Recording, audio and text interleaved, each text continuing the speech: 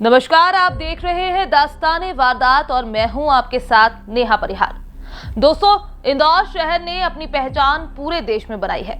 जिस तरह से इंदौर स्वच्छता में लगातार नाम बना रहा है, ठीक उसी के विपरीत इंदौर शहर क्राइम की दुनिया में बदनाम होता जा रहा है। आए दिन इंदौर शहर में ऐसी घिनौनी वारदातें हो रही हैं जिन्हें सुनकर आपकी भी रूह कांप जाएगी। कौन है ये लोग, कहां से आते हैं ये लोग, क्या हो जाता है आखिर इनको जो ये इस तरह के कृत्य करने से बिल्कुल नहीं डरते? क्या इंसान की इंसानियत पूरी तरह से खत्म हो गई है जो ये छोटे छोटे मासूम बच्चों के भक्षक बनते जा रहे हैं? ये मासूम बच्चे, इनके कोमल मन पे इन सब हरकतों का क्या असर पड़ेगा? बड़ा ही विचलित करती हैं ये सब घटनाएं।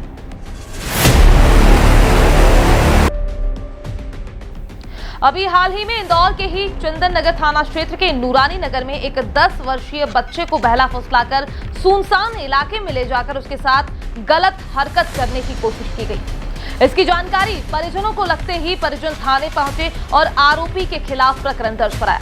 हालांकि पुलिस ने अपराधी को गिरफ्तार भी कर लिया। पुलिस को आरोपी के बारे में जानकारी मिली कि ये बच्चों को इसी तरह से लालच देकर बहला फुसलाकर उनके साथ गलत हरकत करता था। ये कोई एक घटना नहीं है, हर रोज इस तरह के कृत्य सामने आते हैं। मई माह में एक 10 वर्षीय बालक के साथ एक व्यक्ति द्वारा मोटरसाइकिल पर ले जाकर दुष्कर्म किया गया था। तब से वो फरार चल रहा था और अज्ञात था, जिस पर काफ़ी पूछताछ की गई, काफ़ी पताराशी की गई। तब जाकर उस अज्ञात व्यक्ति को गिरफ्तार किया गया है और गिरफ्तार करके जेल भेजा गया है। सर, कहाँ से इसको गिरफ्तार किया? ये चंदननगर क्षेत्र का ही रहने वाला था। मोटरसाइकिल से बच्चों को ले जाकर उनके साथ गलत काम करता था, जिसकी शिकायत की गई थी, जिस पर प्रकरण कायम किया गया था। काफ़ी संवेदनशील मामला था, चूँकि बालक छोटा था इसलिए इसकी गिरफ्तारी आवश्यक थी। काफ़ी पताराशी के बाद इसको गिरफ्तार किया गया है। किन धारा में इसको? धारा 377, 366, 363, 377 और 506 IPC के तहत और पास्को एक्ट के तहत कार्रवाई की गई है। वहीं दूसरी ओर एक दरिंदा जिस पर सजा का भी असर नहीं हुआ।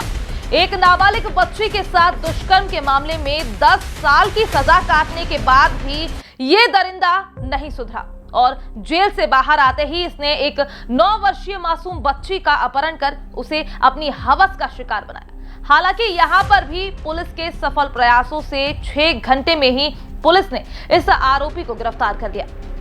दोपहर में हमारे पास सूचना आई थी उपरोक्त जघन्य अपराध के संबंध में। हम लोगों ने घटनास्थल गए थे, अपनी टीमें सब जगह लगाई थी, आसपास के CCTV फुटेज खंगाले थे, उनका विस्तृत रूप से अध्ययन किया था। फुटेज के आधार पे हमने संदेहियों के कुछ फ़ोटो भी तैयार किए थे। उन फोटो के आधार पे हमने हमारे पुलिस के सहयोगी लोगों से चर्चा की थी, जानकारी प्राप्त की थी।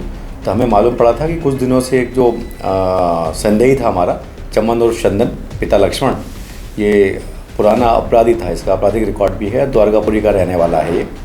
फिर हम लोगों ने प्रयास करके उसको देखा था, उसका रिकॉर्ड निकालते हुए पूर्व में एक 376 के मामले में भंवर हमें बंद हुआ था, जहाँ से भी पिछले कुछ दिनों पूर्व भी छूटा था सजा के बाद। हमने उसे पकड़ा है, पूछताछ की है, जिसमें उसने जुर्म करना कबूल कर लिया है। उसकी गिरफ्तारी हो चुकी है, उसे शीघ्र न्यायालय पेश करके और अग्रिम कार्रवाई की जाएगी। बच्चों के ऊपर होने वाले इन अपराधों को रोकने के लिए जरूरत है कि बच्चों को जागरूक किया जाए कि किसी भी लालच में आके कभी किसी अजनबी पे विश्वास न करें। उनके साथ कुछ भी गलत होने पर तुरंत अपने परिजनों को बताएं। इस प्रोग्राम के जरिए इन वारदातों के बारे में आपको याद नहीं दिला रहे हैं हम, बल्कि हमारा मकसद है कि इन वारदातों से सबको जागरूक किया जाए।